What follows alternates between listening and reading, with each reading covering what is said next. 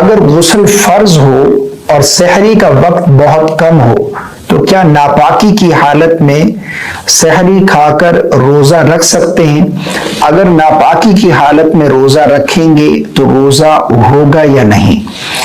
بھائی نے بہت اچھا سوال پوچھا ہے. اچھا، اسی سے ریلیٹڈ ایک اور بھی سوال ہے، وہ بھی اسی کے ساتھ ایڈ کر لیتے ہیں.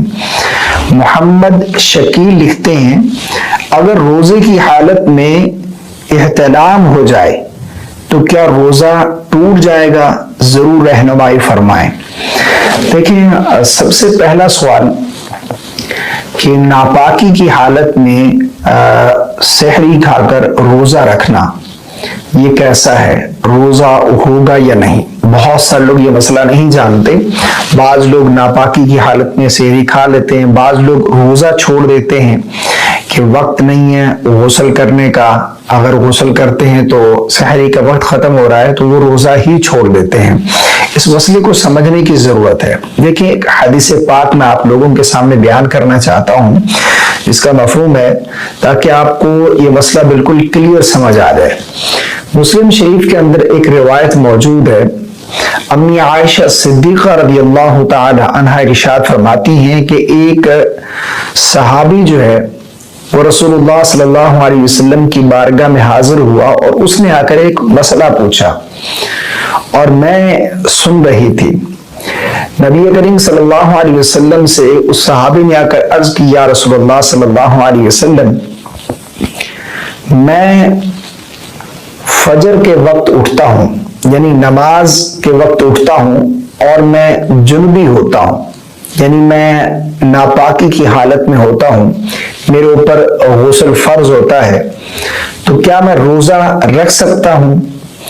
تو اس سوال کے جواب میں آقا کریم علیہ الصلوۃ والسلام نے ارشاد فرمایا کہ میں بھی کبھی کبھار نماز کے وقت اٹھتا ہوں اور میں جنبی ہوتا ہوں، میں روزہ رکھتا ہوں. تو اس صحابی نے عرض کی، یا رسول اللہ صلی اللہ علیہ وسلم، آپ تو اللہ کے رسول ہیں، آپ تو اللہ کے نبی ہیں، آپ کے تو اللہ نے اگلے پچھلے تمام گناہ معاف کر دیے ہیں. تو آقا کریم علیہ الصلوۃ والسلام نے ارشاد فرمایا کہ قسم ہے مجھے اس ذات کی جس کے قبضہ قدرت میں میری جان ہے، فرمایا میں تم میں سے سب سے زیادہ اللہ سے ڈرنے والا ہوں.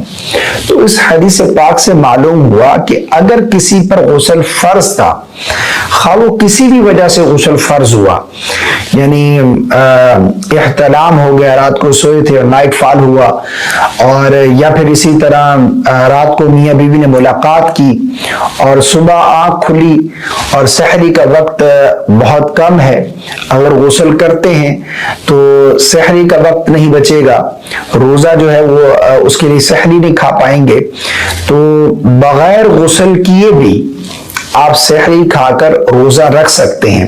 لیکن طہارت جو ہے یہ نماز کے لیے شرط ہے، روزہ رکھنے کے لیے طہارت شرط نہیں ہے. یعنی ایسا نہیں ہے کہ اگر آپ کے اوپر غسل فرض تھا اور آپ نے روزہ رکھ لیا تو آپ کا روزہ نہیں ہوگا، روزہ آپ کا ہو جائے گا.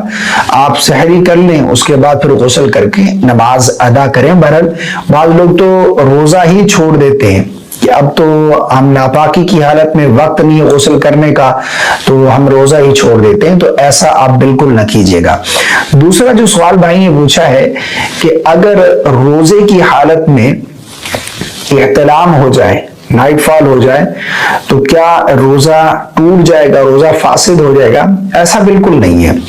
اگر روزے کی حالت میں احتلام ہو گیا تو اس سے روزے پر کوئی اثر نہیں پڑے گا، روزے میں کوئی فرق نہیں پڑے گا، آپ کا روزہ بالکل درست ہے.